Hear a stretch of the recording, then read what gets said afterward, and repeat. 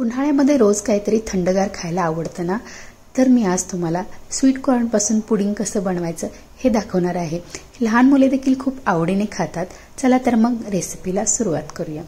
इथे मी पातेल्यामध्ये 1 ग्लास पाणी घेतलेलं आहे आणि याच्यामध्ये मी आता एक कणीस म्हणजे एक स्वीट कॉर्न पूर्ण अख्खा घेतलेला आहे। हे आता एक 5 मिनिट आपण उकळून घेऊयात। हे पुडिंग ना खायला खूप छान वाटतं। आपण 1-2 तास फ्रीज मध्ये ठेवलो ना तर थंडगार दुपारच्या वेळी लहान मुलांना किंवा मोठे देखील खूप आवडीने खाऊ शकतात। त्यामुळे घरी तुम्ही नक्की करून बघा। इथे माझे दाणे शिजलेले आहेत। आता मी हे एका मिक्सरच्या भांड्यामधून थोडंसं पेस्ट करून घेते। मी आता याच्यामध्ये पाणी टाकणार नाहीये। पाणी न टाकताच आपण पेस्ट करून घेऊयात। हे बघा आपला हा वाटण तयार झालेला आहे।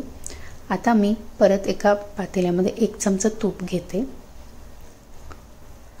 आणि हे सगळं मिक्सर मधून वाटलेलं वाटण जे आहे ना ते याच्यामध्ये घालून घेते। 1-2 मिनिट आपण परतून घेऊयात। हे बघा असं। आता याच्यामध्ये मी साखर घालते। साखर मी अंदाजे 4 ते 5 चमचे घेतले आहे। तुम्ही तुमच्या आवडीनुसार कमी जास्त करू शकता। इथे 1-2 मिनिट आपल्याला साखर विरघळून घ्यायचं आहे।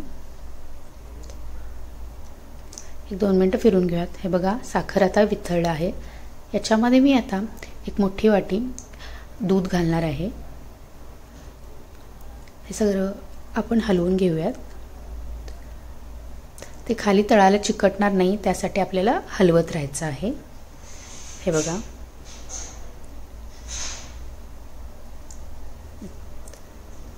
1-2 मिनिट हलवल्यानंतर आता याच्यामध्ये मी 1-2 चमचा कस्टर्ड पावडर घेणार आहे। हा व्हॅनिला फ्लेवरचा आहे। याच्यामध्ये मी आता दूध घालून थोडंसं मिक्स करून घेते। डायरेक्ट आपण कस्टर्ड पावडर टाकलो ना तर गाठी होण्याची शक्यता असते। त्यामुळे थोडंसं आधी दुधामध्ये ते विरघळून घेऊनच याच्यामध्ये घालायचं आहे। आता 1-2 मिनिट आपल्याला शिजवून घ्यायचं आहे। त्याने काय होईल की आपली पुडिंग आहे ना ती घट्ट होईल। हे बघा वरून आपल्या आवडीनुसार तुम्ही कुठलेही ड्रायफ्रुट्स घालू शकता। मी इथे फक्त बदाम टाकले आहे।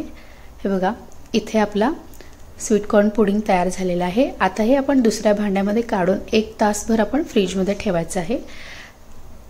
त्यानंतर तो खायला तयार हे बघा खायला तयार झाला आहे। थँक